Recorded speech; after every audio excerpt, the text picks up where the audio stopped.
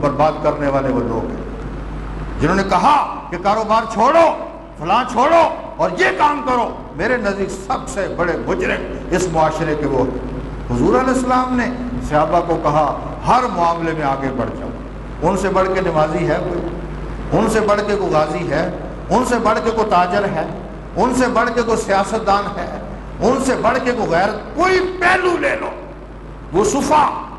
مجھے تو ایک میٹنگ میں یہاں ہمدرد میں ایک میٹنگ ہو رہی تھی اور مجھے ایک عالم کے آج تک لفظ یاد ہے، لاہور کا مولوی، اس نے کہا جی حضور نے کون سی یونیورسٹیاں قائم کی تھی؟ لا حول ولا قوت الا باللہ۔ یہ میٹنگ بڑی میٹنگ میں اس نے کہا حضور نے کون سی یونیورسٹیاں قائم کی تھی؟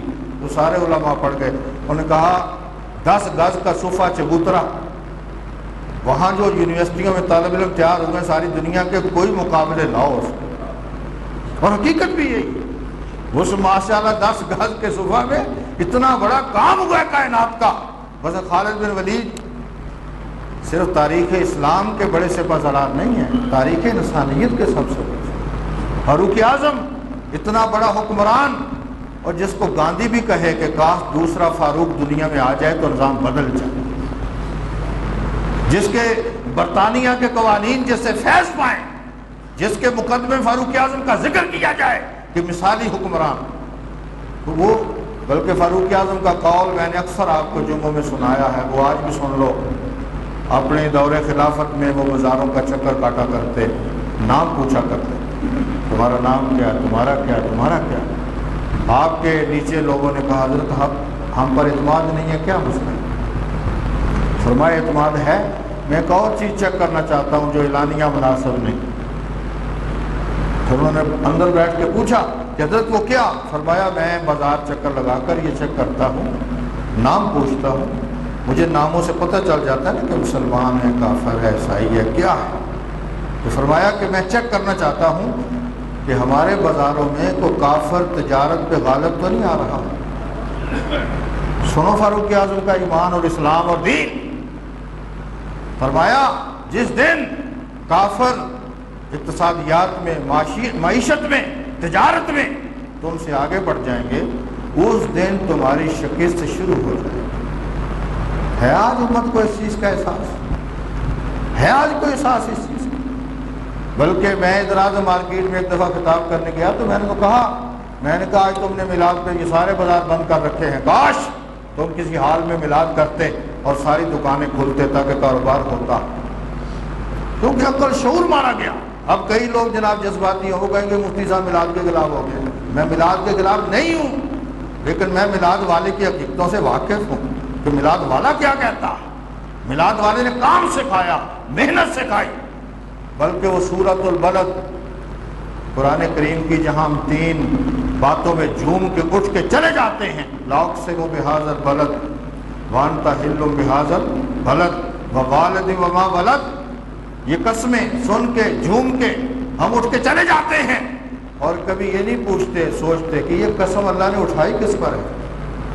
اور وہ اگلی بات ہے لقد خلقنا الانسان فی کبد، ہم نے انسان کو محنت اور مشقت کے لیے پیدا کیا، اور وہ محنت اور مشقت ہمارے اندر ختم ہوتی جا رہی ہے۔ ہمارا کام سونا، کھانا، بس وقت ضائع کرنا، یہ ہمارے معاملات رہے۔ تو حضور علیہ السلام نے آ کر اقبال کے بقول، اقبال نے ایک بڑا خوبصورت جملہ کہا۔ اقبال نے کہا مجھ سے اگر کوئی پوچھے حضور نے دین کی چابی سے دنیا کا دروازہ کھول دیا۔ دین کی چابی سے کیا مطلب؟ کہ اپنی دنیا کو بھی دین کے تابع رکھو۔ ہمارے ہاں آپ نے دیکھا ہوگا نماز کو عبادت ہم سمجھتے ہیں، رزق حلال کمانے کو ہم عبادت نہیں سمجھتے۔ حالانکہ میرے آقا کا ارشاد عالی ہے، ایک دفعہ آپ نے صحابہ کو فرمایا صحابہ کچھ گناہ ایسے ہیں جو نماز اور روزے وغیرہ سے معاف نہیں ہوتے۔ تو صحابہ نے پوچھا حج سے؟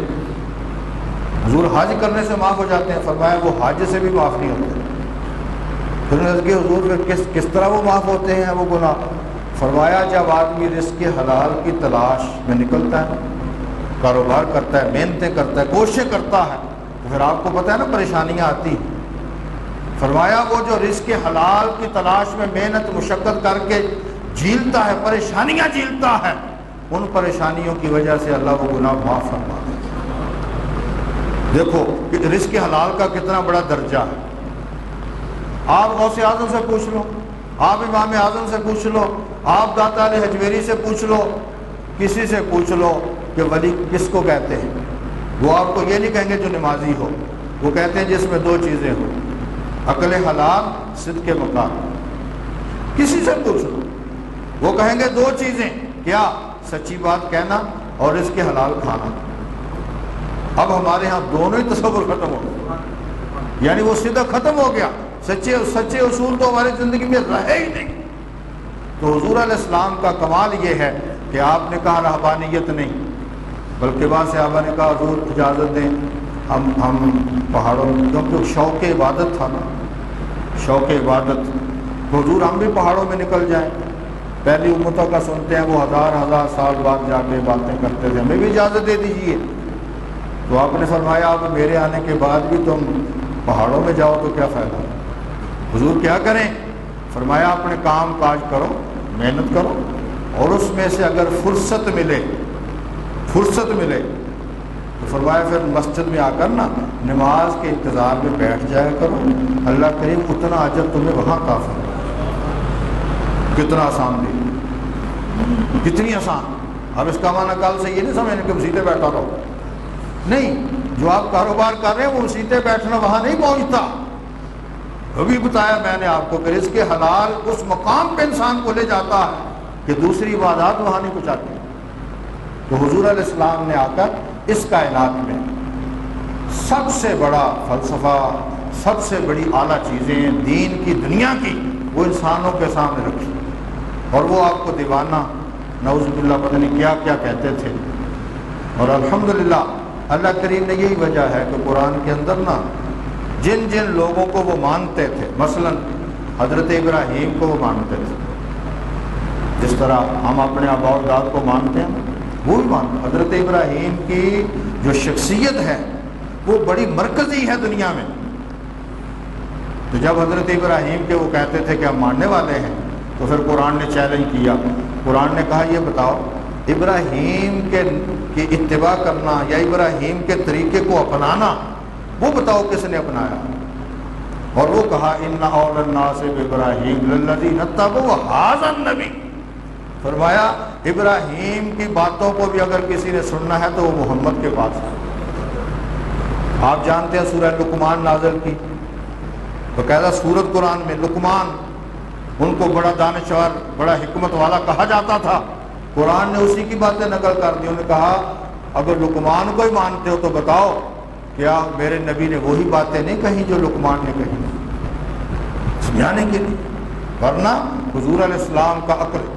حضرت ابو ہریرہ رضی اللہ تعالیٰ، ان کے ایک شاگرد ہیں، ان کا اسم گرامی ہے وہب بن منبہ، ان کے شاگرد ہیں، یعنی ان کو کہتے ہیں تابعی بزرگ۔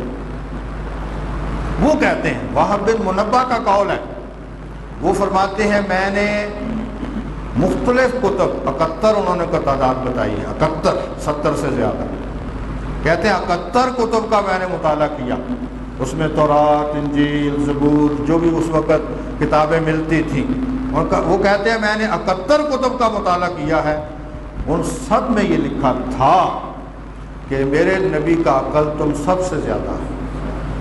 اچھا کتنا زیادہ ہے؟ وہ کہتے ہیں ساری مخلوق کے عقل کو جمع کرو، اس کو ایک طرف رکھو، اور حضور علیہ السلام کے عقل کو دوسری طرف رکھو، تو ساری کائنات کا عقل حضور کے عقل کے مقابلہ میں ریت کے ذرے جتنا بھی نہیں۔ اب بتاؤ پھر مصطفیٰ کا مقام کیا؟ یہ جو کتاب ہے عوارف المعارف، شیخ شہاب الدین سہروردی کی، عوارف المعارف تصوف پر کتاب ہے، بلکہ یہی وہ کتابیں ماشاءاللہ قوت القلوب، احیاء علوم الدین، یہ وہ پہلو ہیں کہ جو انسانوں کی زندگیوں میں تبدیلیاں لاتی۔ شیخ شہاب الدین سہروردی نے لکھا ہے کہ اگر عقل کے 100 حصے کرو، وہ فرماتے ہیں 100 حصے کرو تو یوں سمجھو کہ ایک حصہ ساری کائنات کو دیا اور 99 حصے مصطفیٰ کو عطا فرمایا۔ اور امام خفاجی جو